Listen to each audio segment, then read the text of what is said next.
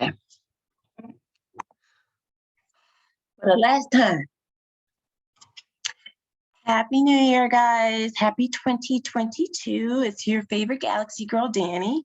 And in an effort to honor my resolution this year, I'm going to be sharing the knowledge that I've acquired the last couple of years during the pandemic in astrology. Most of you know that I've been into astrology for years, but now I have a much deeper understanding of the planets, the wheel, how to do horoscopes, the proper ways from modern astrology back to ancient astrology is what I'm focusing on. I'm in a certification program right now that'll go over the next year to year and a half, where I will be certified in Hellenistic astrology, which is the ancient astrology where first began in Mesopotamia, and we now have access to those texts that we've had since the 1990s now. So it's a relatively new concept of knowing what was really being studied when it first began, instead of supplementing our own ideas because we only had, snatches of information. So getting into 2022, I will say the most common question people have asked me is this year going to be better than last year? And the short answer is yes and no. And by that, I mean, astrology is not really meant to rejoice in good astrology, good alignments and happenings, or despair at malefic transits or things that happen. It's for us to tap into, a deeply soulful approach to life. And by soulful, I mean in tune with your higher self, with God, with the universe, ancestors, however you want to describe it, but being secure in yourself that whatever way the wheel turns, whether it's up or down, and it will turn all those ways, whichever way it turns, you're going to be okay either way. And the idea is to remain, fluid and in touch, even as everything happens around us and the planets reflect that, right? So I guess the answer I would ask everyone who asks me that question is, are you going to be better in 2022 than you were in 2021? And that's an answer that you can definitively make, and that be your first resolution. But there are some things that we already are looking at as astrologers, in turn the ups and the downs of 2022 that I just talked about. So the first one quickly is the ongoing Saturn-Uranus square. And most astrologers agree that this square that began in 2020, which was when what else happened? Pandemic.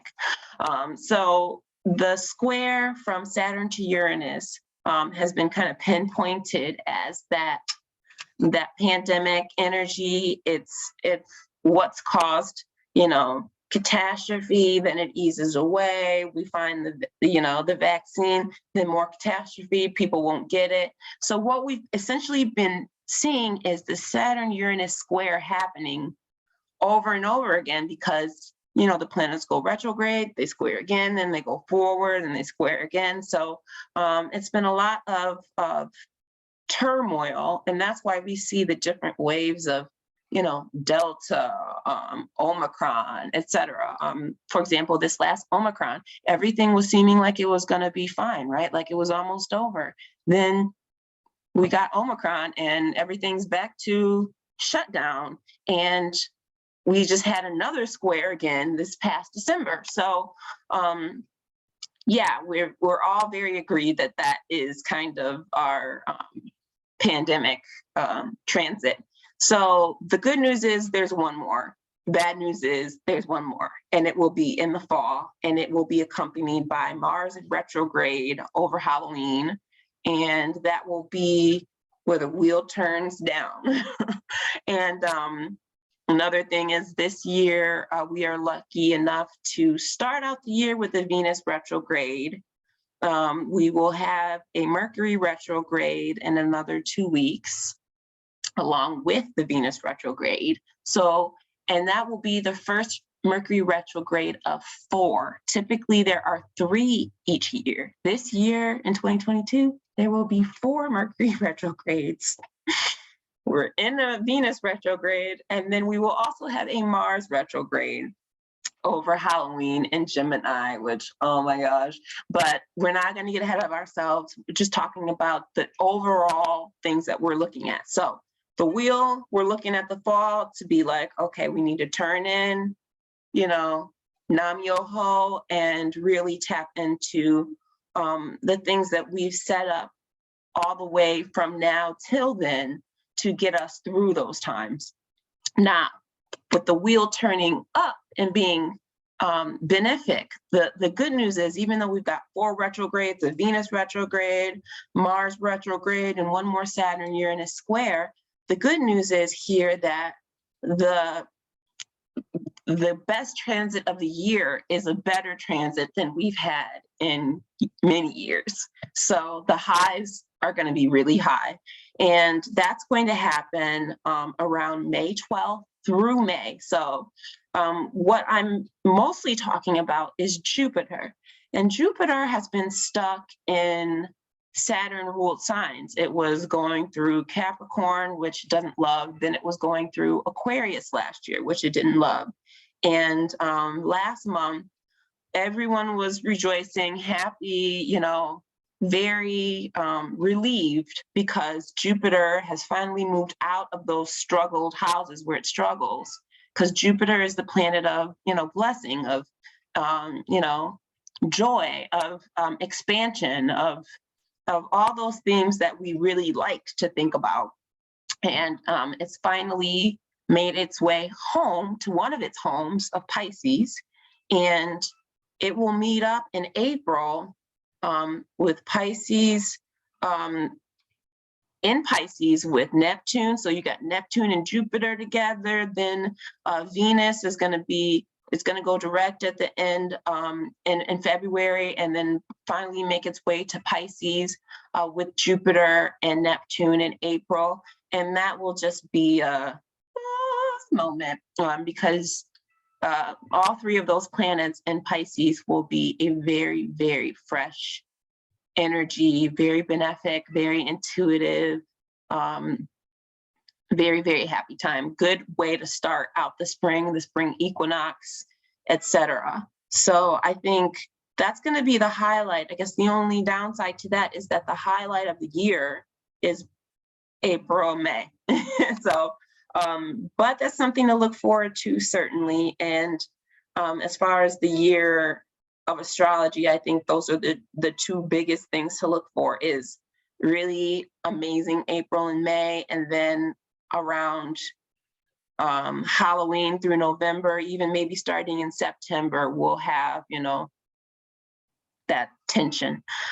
So for this particular video, what I wanted to focus on is the new moon, which is tomorrow, January 2nd. And I think the thing to really think about is that even though this is the first day of the year, the new moon tomorrow is going to make tomorrow feel like the real new start, the real fresh start.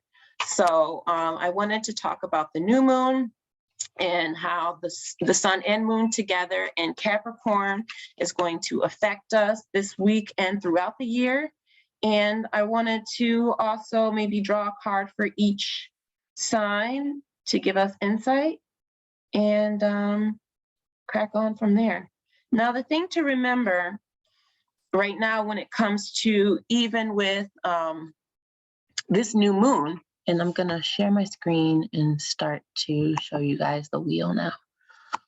The thing to remember is that this new moon is happening. Let's see, let's go by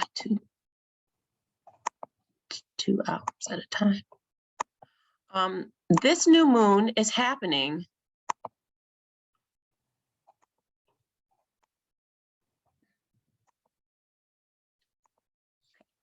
This new moon is happening in Capricorn, where Venus is retrograde and conjunct with Pluto. And this has really been the theme for the last several weeks. You know, we've been razor sharply focused on Pluto and Venus and what inner deep dark desires we can't ignore anymore, what deep secrets we can't hide anymore, and how that has affected our lives for the past several weeks, and it's going to continue because Venus has gone through Capricorn, going all the way back through Capricorn, then it goes back forward again, and all of this is happening while she's trying to work out whatever this realization, whatever this this Pluto Venus aspect has created for all of us in our different areas of our lives. You know, since Venus is the planet of love, relationships, it may be very obviously that theme, but as we look at the different houses, it may be more related to the themes for each individual with what house that transit falls in. So I'm going to try and quickly go through each one. So let's start with Virgo rising, since that's where we are. Start with Virgo rising. With Virgo rising, we see Capricorn is the 5th house. So that's where the new moon is, in your house of pleasure, fun, creativity, children. I guess the question for my Virgo risings would be, what may have been revealed to you about the pursuit of pleasure? Are you not pursuing it enough? If you're a Virgo rising, maybe that's the case. Or pursuing it too much. Escapism, etc., can only get you so far before Pluto's like, you know. So I guess the question is, which one is it for you? Is it some revelation or some eye-opening thing that's happened for you as far as going too far with pleasure seeking, or is it not going, you know, doing enough to tap into that energy of creativity, of sensuality, etc.?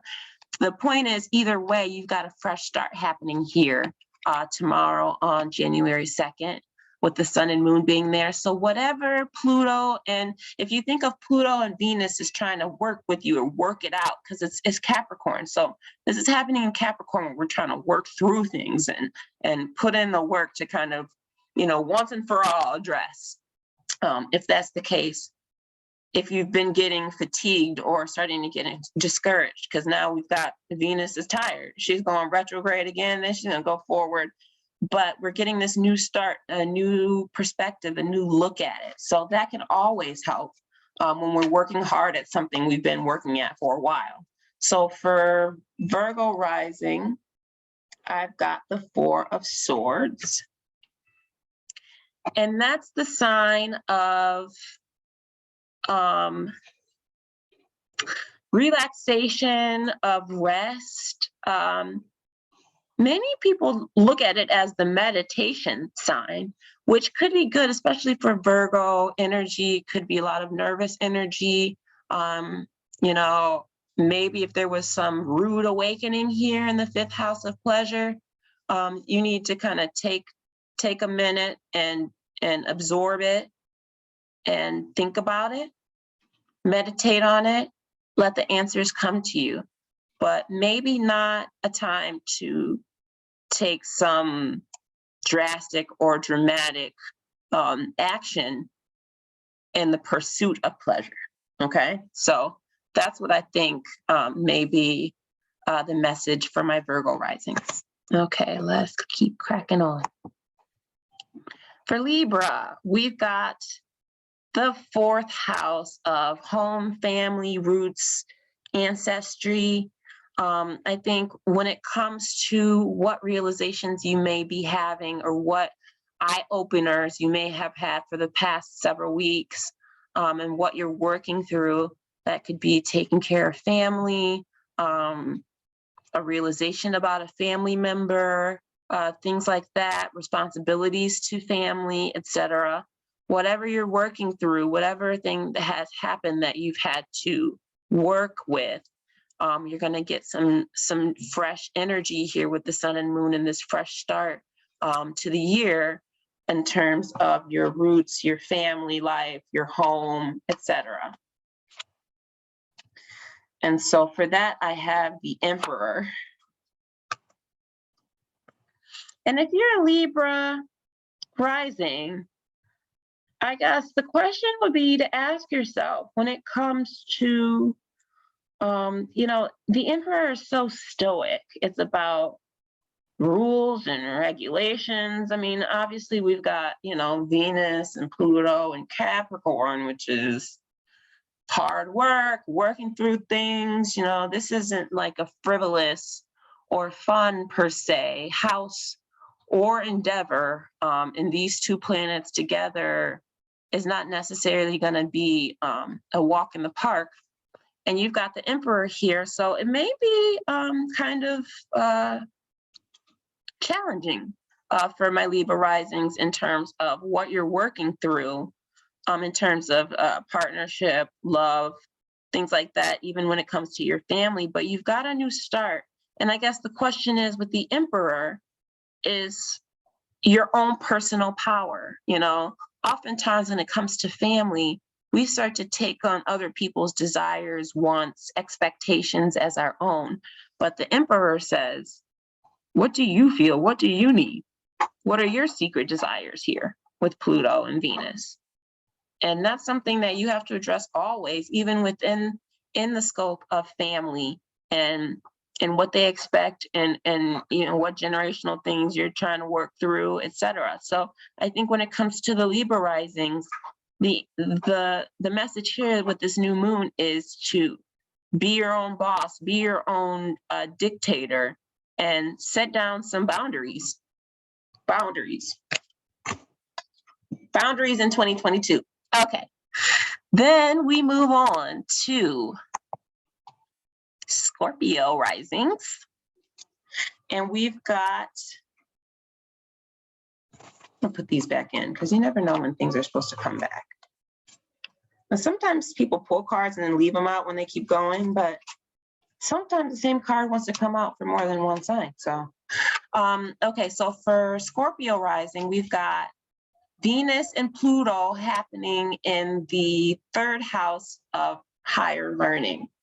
Can you turn that down a little? I'll turn it down. Okay, thanks.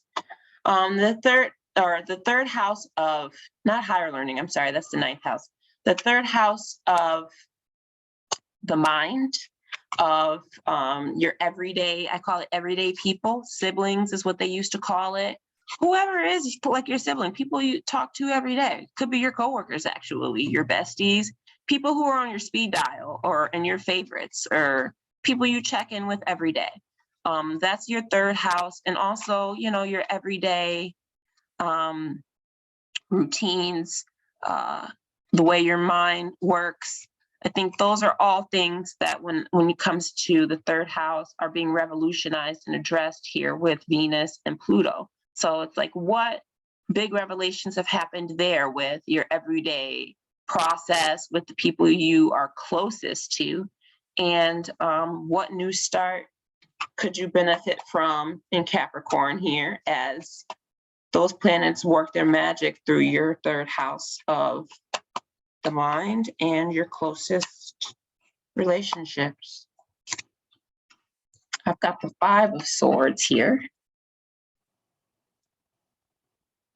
So I think with the 5 of Swords here, you want to try and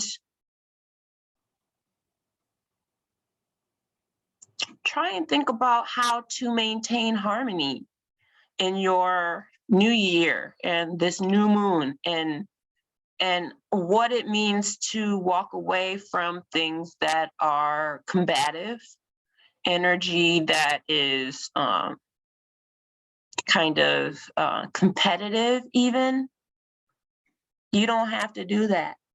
You know, that's not necessarily, maybe that's something that's happened as far as a revelation, that you are, you know, are you argumentative? Are you defensive? Is it something there that would be a good thing to kind of let go of this year?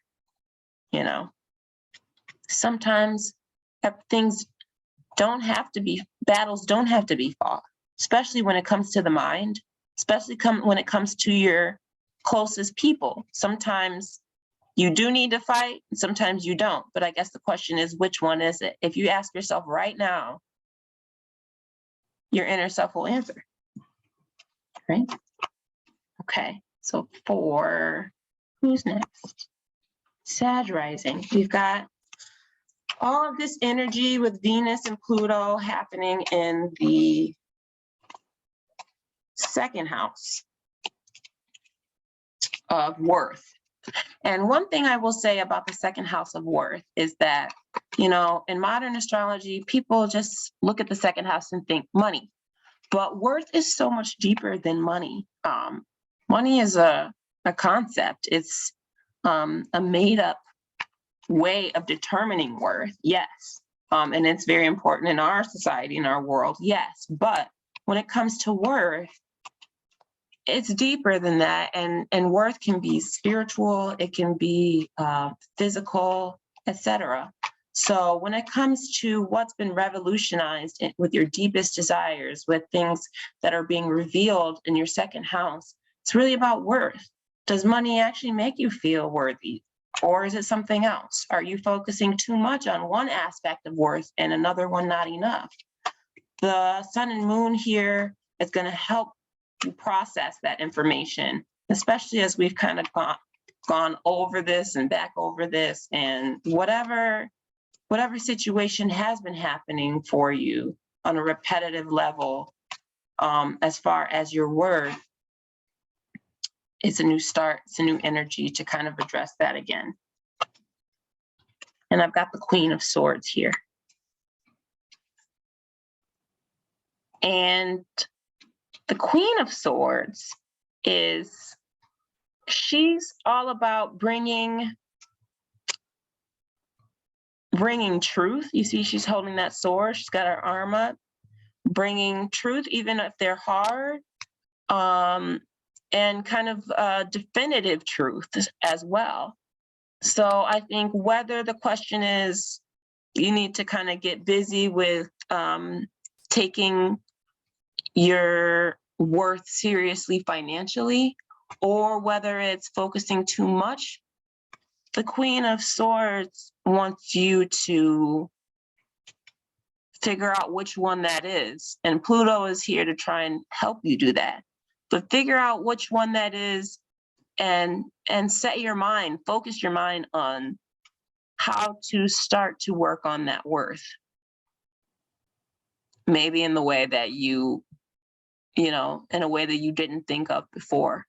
You know, if you were so focused on money, now you've got it, but you still don't feel worthy, then maybe, you know, the Queen of Swords is saying, focus on your worth by focusing on your soul, on your connection to the divine, etc. Or it could be the opposite. And just ask yourself which one it is, and your self will answer. Okay.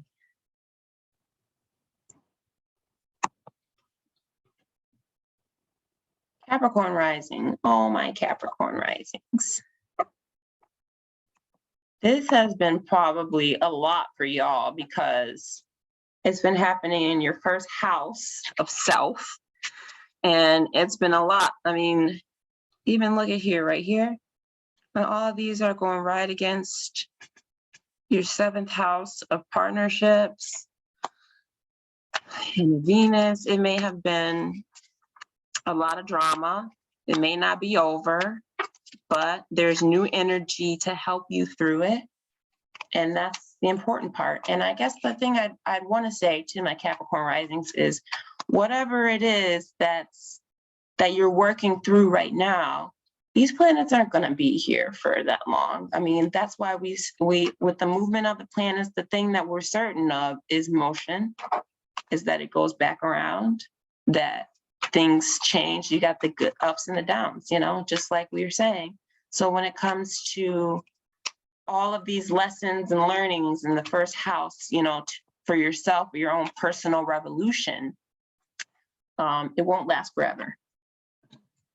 Okay.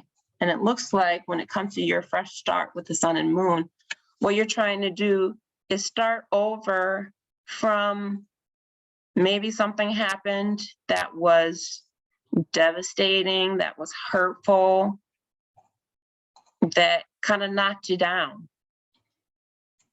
But guess what? The whole thing about Pluto is a rebirth. There's birth, there's death, rebirth. That's the whole concept of that planet. And with Venus is trying to kind of soften it, but almost shed more light on why it happened, on the power you have in it. And that's where the new moon is coming in to say, let's let go of that part. You know, you've probably already gone through the hardest of it. If you've, you know, were betrayed, or you betrayed yourself, or you've been feeling down. The swords can also mean mental health, etc. You can leave that in 2021 and move forward. It's, you know, when it comes to the swords, I think that's the important thing to remember about the swords, is that we create those scenarios in our mind, and our minds are just so powerful.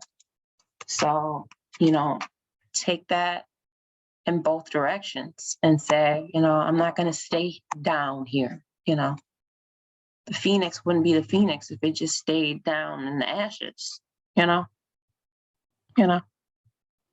just saying. Okay, Pisces. Let's see here. Go back one more. Okay, for Pisces. Oh no, I'm sorry, Aquarius. For Aquarius risings.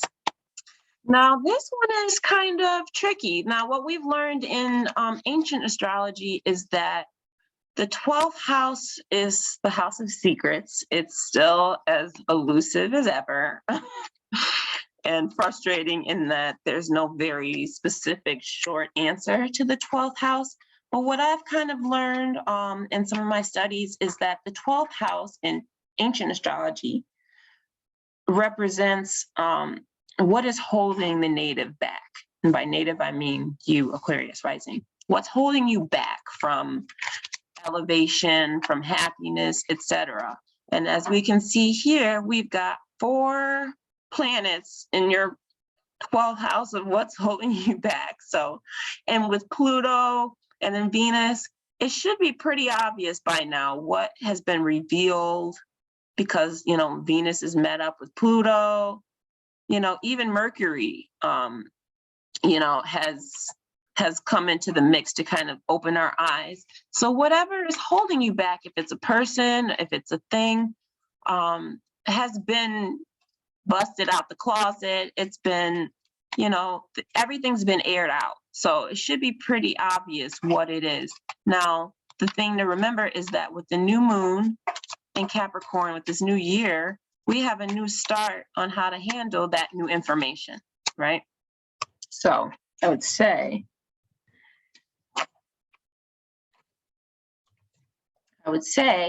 that for the Aquarius rising, we've got the 7 of Wands here.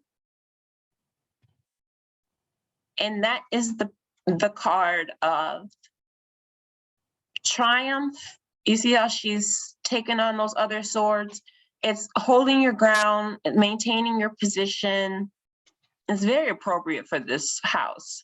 But, you know, even if people are coming for you, I guess this card is really saying that you've got dominion over that and you will be victorious over it. So this new start is a way to, you know, dwell on that and know that that is in your future. Own it, live it, love it, learn it, that you are going to prevail ultimately. And that once things come out, it's like, you know, even in, you know, in AA, they say the the first rule of thumb is realizing you have a problem. Once you shed a light on all that, you know, the rest is history, so to speak. So let's see here, move on to Pisces. Why is this? Okay. For my Pisces risings, this is happening in your 11th house of self. So I don't know, did you find out you have a treacherous friend? Were you the treacherous friend? Is there, you know, with this Omicron, were you suddenly thwarted in your community organizing or being part of a community, and then now you're stuck at home again? These are all things that I could see being in the 11th house struggle here with Pluto and Venus. But you've got a fresh start here to work through these things. So as a Pisces rising, I would say with this new moon happening in your 11th house of society and your social circles, and it being a time to work through new revelations, desires that you didn't realize you had, etc. I've got the Two of Wands. Okay. And the Two of Wands is really a card about decisions. So there may be decisions or paths that are opening to you that you have to make a choice about. I'd say when it comes to the new moon and the new energy, having choices can be a good thing. The thing about the Two of Wands is that it doesn't necessarily imply that one is a good path and one is a bad path. So I think the thing to really focus it on is to trust yourself when it comes to decisions, and to have that energy throughout the whole year this year. Is that when it comes to your friendship circles and your society and your community, to know that you are confident in decision making by trusting yourself. And Pisces, you've got a lot to trust yourself over, because you know you've got Jupiter at home, Neptune here. This is very intuitive energy, like for sure trust yourself when it comes to decisions, you know. All right, let's move on to Aries, they say in Spanish. Okay, Aries rising. So all of this has been going down in your 10th house of career, reputation, whatever. If you've had an upset in your work life, or you're an influencer, something like that, or a desire there that you've awakened and realized, that all feels very Pluto, Venus, 10th house to me. And you've got a new start here to help you work through some of those revelations and happenings. And you've got the Three of Cups, which says to me for my Aries risings that, you know, community. The Three of Cups makes me think of sisterhood, sisters, friends, females in your life, feminine energy, sisters, cousins, aunts, uncles, mothers, etc. So I think when it comes to your new moon energy, it is letting a nurturing vibe kind of wash over this whole situation you've got in your 10th house, you know. And I think, you know, since we are pretty far into this Pluto Venus sitch, you probably know where you're at with it, what needs to be done, but maybe the last shoe to drop would be who you bring in to help you with this. What people you kind of start to rely on, and you know, secrets keep you sick. So if you share things and help have others help you, that can really make the difference, okay? So, okay, for Taurus, we've got this new moon happening in your 9th house with Venus and Pluto. And so for the 9th house, that is the house of higher thought, higher learning, philosophy, travel, adventure. Maybe you've been feeling some kind of breakthrough or breakdown with your philosophical or spiritual beliefs. Maybe it's time for a new spiritual practice, or to revive a spiritual practice if you've let it kind of fall by the wayside. Regardless, if you're a Taurus rising, your 9th house is being revolutionized right now. And you've got a new energy, a new fresh energy with the sun and moon here to help you in that regard. So I would say with this 9th house vibe, ooh, Queen of Wands. Yes. I'd say with the 9th house, you've got the Queen of Wands. Now, this is the Queen of Power of, you know, this is very witchy energy, actually. So when it comes to the Queen of Wands, I think the new moon is telling you to immerse yourself in it, to really dig into it. I mean, this is really the time of year that people are like, oh, what's my zodiac for the year? Like, get your ducks in a row, your manifestations, your daily practices, your mantras, your prayers. Get all those together, Taurus. This is going to be a good vibe for you and a good year. And once we really work out the details of all this and work through this Venus, Pluto, if there was a rude awakening there, this could be a new start in how it's going to shape you into a more powerful person, a more expressive person, a brighter energy. The Queen of Wands is very bright. And so a very sunny, sun-filled sign there. So do that. Okay, what's next? Gemini risings is your 8th house of death, rebirth.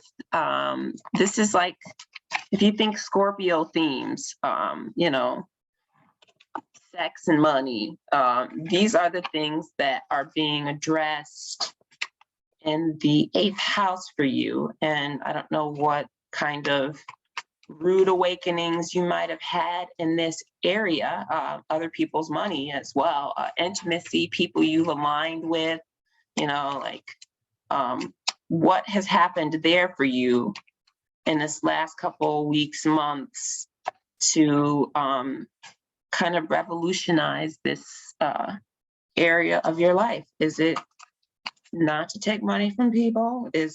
Are you giving too much to the people you love?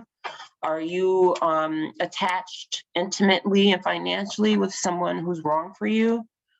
These are all things that may play out with Pluto and Venus in your 8th house. But we've got a fresh energy, a fresh start with the sun and moon here in Capricorn for you.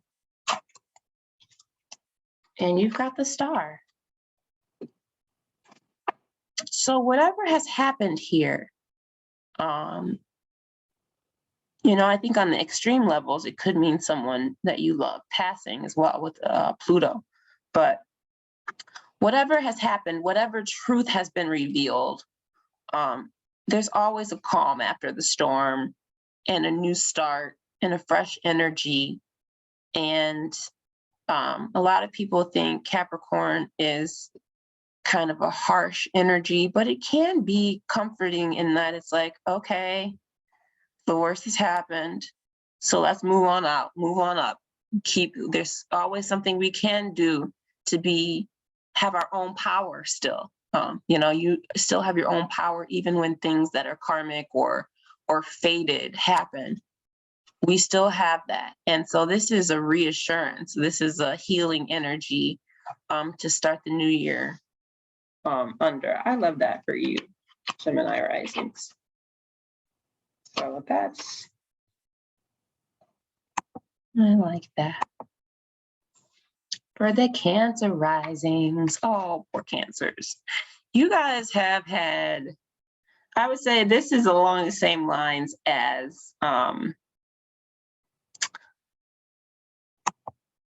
the Capricorn risings. Hold on, let's see here.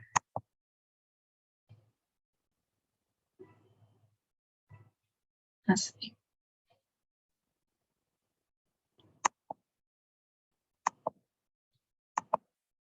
I don't know how my wheel got all messed up.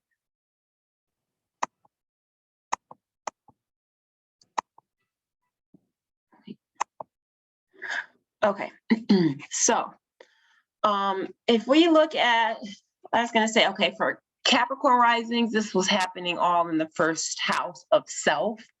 And then in their sister sign of Cancer, this has all been going down in your 7th house of love and partnerships.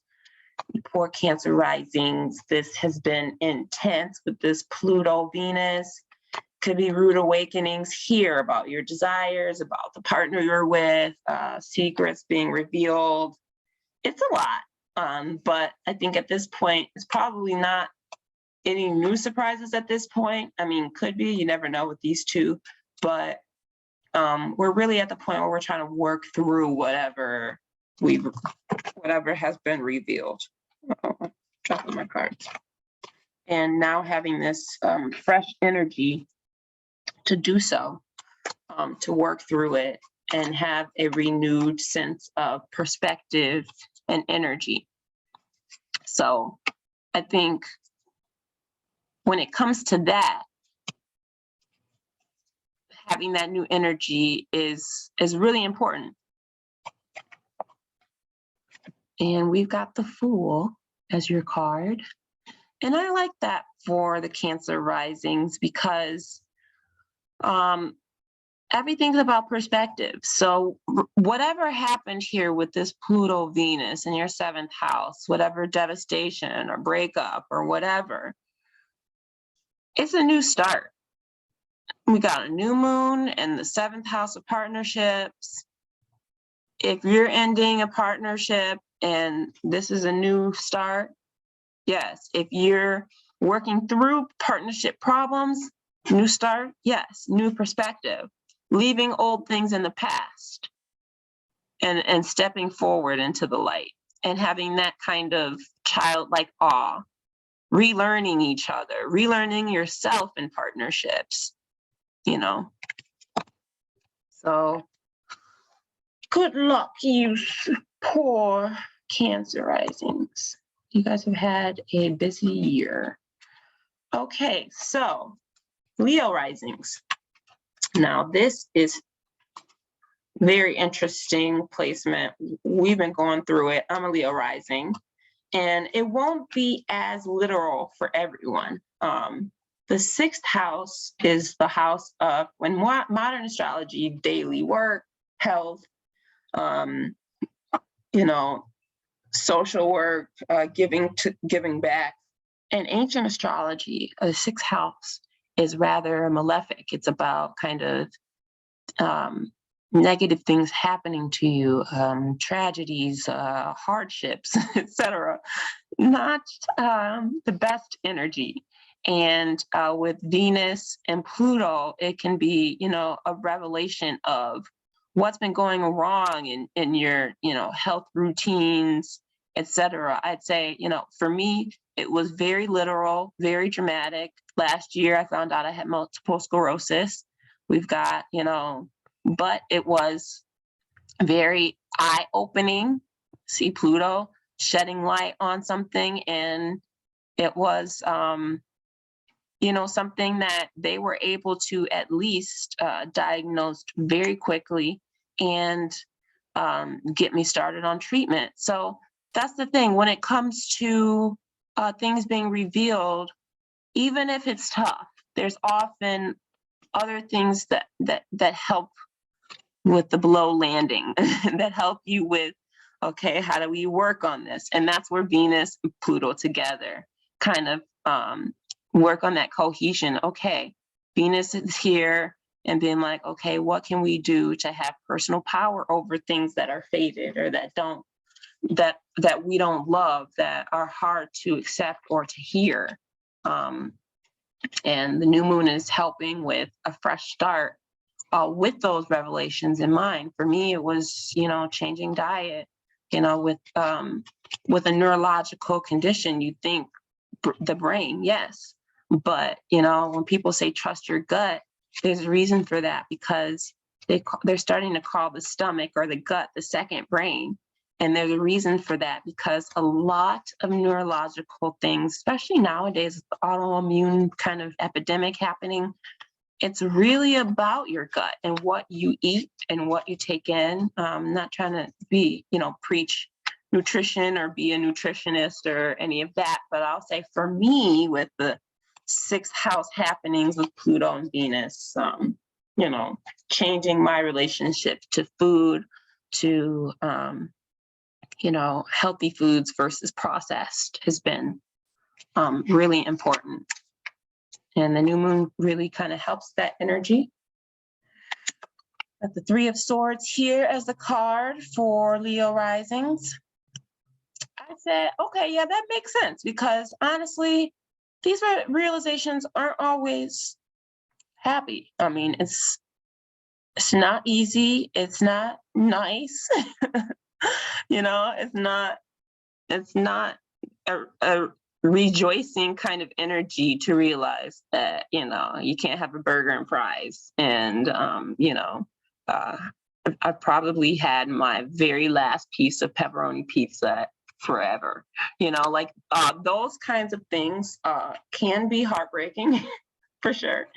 But I think with the new moon, I think the thing to realize is that whatever disappointments, whatever bad news you got, whatever devastating revelations you've had, you can't stay there. Okay, we're here. Let's figure out what we can do to move on. You can't stay in devastation. And that's what the sun and moon in Capricorn is like. Okay, but what can we do? Okay, yeah, that's sad, but let's move on. Get an Impossible Burger, girl. It's that kind of energy that's like, okay, it's okay. We're gonna just, don't feel sorry for yourself. That's where I'm getting with that card for Leo rising, and that really just hit me right in the gut. But it's appropriate, apropos. Okay. What am I doing here? Okay, Virgo rising.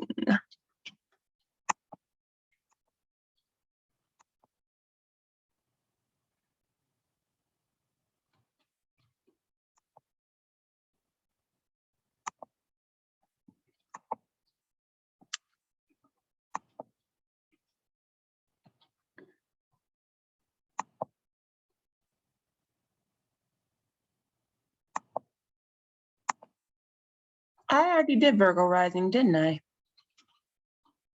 5th house of pleasure. Yes, I did. So I'd say that concludes our journey through the zodiac for the new moon in Capricorn. A couple other things to note: Mercury has already stationed direct and will be going backwards as well. But one thing to remember is that, regarding all of the themes that we just talked about, Mercury did just meet up with Pluto and Venus, and we're like, hey guys, what's up? What messages do you have that we can make clearer to these natives? And that happened yesterday, the day before. So there really should be quite a bit of clarity as to what you're supposed to be working through with this transit. And so now we've got this new moon, we've got new energy to try and new energy to work with, new ways to think about it. Think about it. And I pulled a couple of these moon cards here for the masses. And one of them says, you are good enough. Remember that for the whole year. You are good enough. You really are. Stay soulful. Don't let yourself get swayed by the ups and the downs and the wheels turning. It's going to always keep turning, like Tina Turner said, but you are good enough. And then the other one is believe in the impossible. And I think that's a really, really great way to think about this year, about your resolutions, about what you expect, what you hope for, what you manifest. Believe in the impossible. And with that said, I will see y'all next time.